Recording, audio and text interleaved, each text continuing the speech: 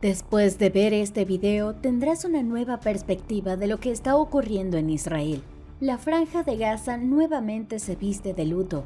El enfrentamiento entre los Hamas e Israel ha estallado en una espiral de violencia que deja miles de víctimas inocentes. En este video vamos a analizar a fondo este complejo conflicto que tiene al mundo en vela. Explicaremos el origen de la disputa y los factores que provocan esta nueva escalada de tensiones. Desengranaremos cronológicamente cómo se gestó esta crisis que mucho tiene que ver con la política interna israelí. Entenderás las claves geopolíticas de una guerra que va mucho más allá de misiles y bombardeos, un choque entre dos visiones irreconciliables de un cinismo territorial ancestral. Si deseas comprender qué hay detrás del conflicto de esta ensangrienta Gaza, no te pierdas este análisis completo. Saldrán conocimientos reales de la dimensión histórica de esta tragedia humana, que hoy vuelven a cegar en la vida de muchos inocentes. Mantente informado. La guerra entre Israel y Hamas se ha convertido en el mayor conflicto entre israelíes y palestinos en los últimos 50 años. El origen es denominado por el conflicto de Palestina con Israel y tiene sus raíces históricas en lo que ocurrió a finales del siglo XIX en estos territorios. Sus causas no manan de la religión, sino de la colonización que se llevó a cabo por el movimiento sionista. La historia de este conflicto nos lleva a 1917, cuando el gobierno británico expresó su apoyo al establecimiento de un Estado judío permanente en Palestina, con una carta llamada Declaración de Balfour, que reconocía el derecho de los judíos a reconstruir su antigua patria en Palestina.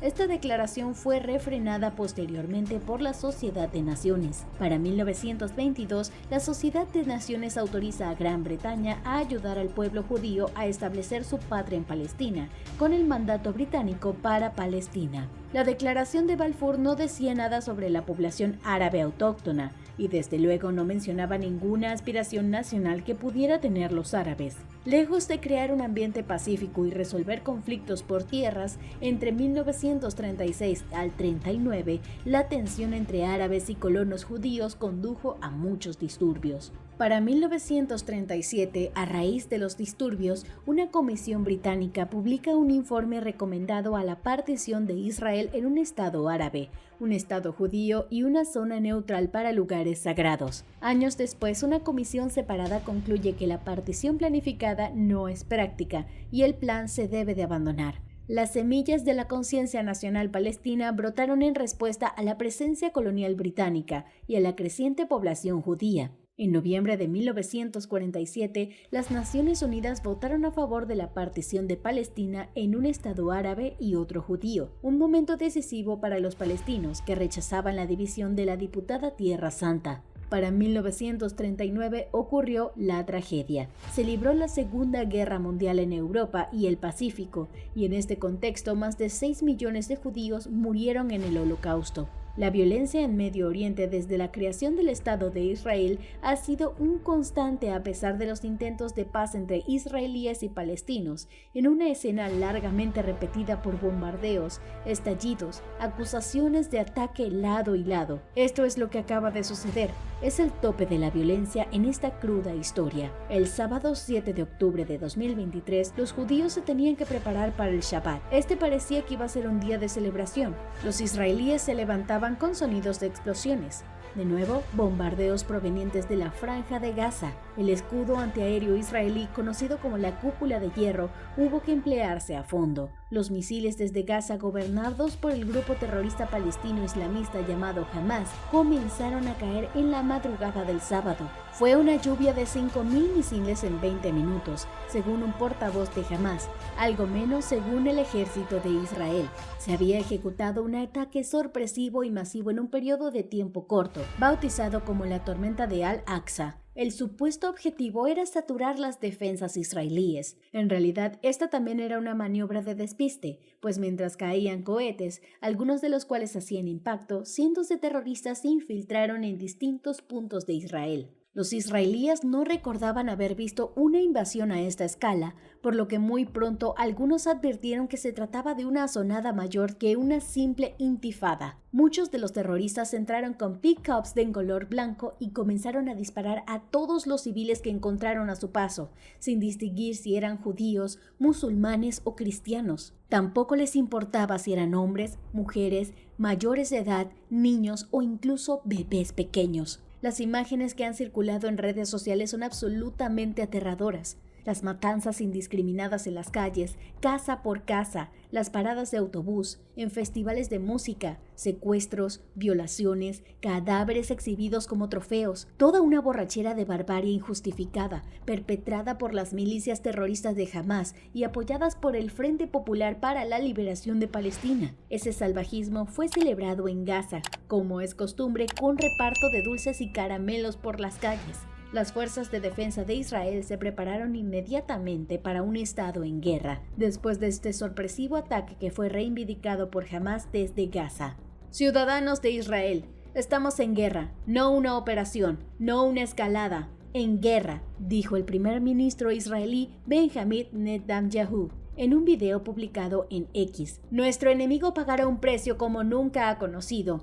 Con estas palabras pronunciadas desde el primer ministro, Israel confirma que se prepara para responder con todo. Les asiste no solo en el respaldo de muchos países occidentales, como son Estados Unidos en la cabeza, sino también el derecho a hacerlo, como explicó a la presidencia de la Comisión Europea, Ursula von der Leyen. Después de las salvajadas que se vieron por parte de los terroristas de Hamás, los palestinos ya no pueden esgrimir razones de peso. Estamos en guerra y ganaremos. De esta manera, Netanyahu finalizó su discurso. Por el contrario, el presidente del Estado de Palestina, Mahmoud Abbas, líder de la facción moderada de Fatah, también subrayó el derecho de los palestinos a defenderse contra el terrorismo de los colonos israelíes. ¿Qué ha ocurrido en este tiempo desde el conflicto que estalló de esta manera? Por un lado, hay que tener en cuenta que la normalización de relaciones de algunos países árabes con Israel, los llamados Acuerdos de Abraham, supusieron un antes y un después a nivel geopolítico.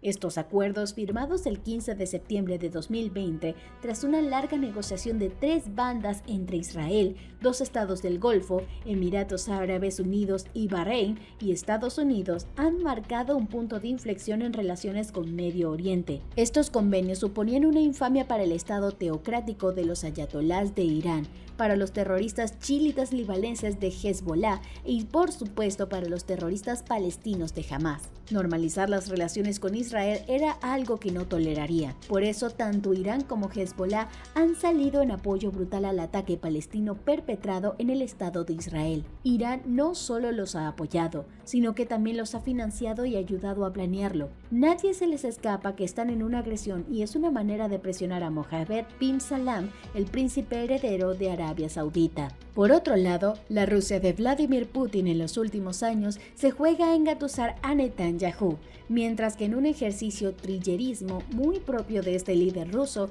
fortalece los lazos con Hamás. Todo, por supuesto, con el respaldo de Irán, es un gran socio.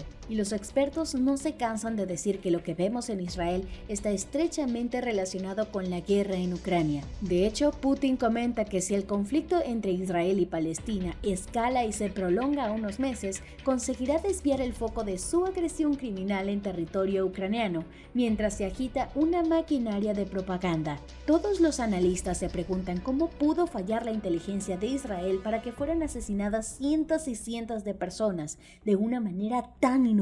A pesar del shock inicial, el 8 de octubre comenzó la respuesta de Israel, una represalia a gran escala sobre la franja de Gaza, atacando a cientos de objetivos. Desde luego, aquí no les faltan recursos. En Gaza lo saben, pero por extraño que parezca, es lo que busca Hamás. Hamás cree que gana unos cuantos más muertos que les provoquen. De hecho, toda la exhibición de terror tomando rehenes ha sido una manera de pedirle a las fuerzas de Israel que entren en su territorio y que provoquen así una carnicería de gazatíes. Israel ha empezado a bombardear edificios clave. Puede que estén muriendo inocentes, pero los ataques son selectivos. Las fuerzas de defensa de Israel no pueden reducir a Gaza a cenizas, porque Hamás ha atrapado a muchos rehenes que intentan liberar. El 8 de octubre octubre también se produjeron algunas escaramuzas en Cisjordania y un ataque a Hezbollah y Shabab Farms, un territorio disputado en los Altos de Golán. Por otro lado, Estados Unidos ha movido al Mediterráneo Oriental a portaaviones de Gerald Ford y a un grupo de combate formado por varios destructores, los cuales dan apoyo extra a Israel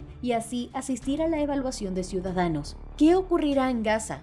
Esto está pronto a saberse. No sabemos cuántas más personas morirán mientras Hamas utiliza a los habitantes como escudo humano. Es una realidad diabólica. Pero a los líderes de Hamas les interesa sacrificar a su gente para seguir reclamando derechos históricos sobre el territorio, presuntamente ocupados por un pueblo de Israel. Hamas no reconoce el Estado de Israel y su objetivo es hacerlo desaparecer. Poner sus muertos encima de la mesa es una manera de presionar y manipular las bien pensantes cabezas de muchos occidentales. No nos olvidemos que el Estado palestino tiene derecho a sus reivindicaciones, pero no es Gaza, y mucho menos los terroristas de Hamas, que al fin y al cabo solo controlan la franja. El conflicto actual entre israelíes y palestinos se remite de la Declaración de Independencia de Israel en 1948, un país que desde su fundación experimentó conflictos con sus vecinos, principalmente países árabes y musulmanes. Se trata de un conflicto que nació en el siglo pasado,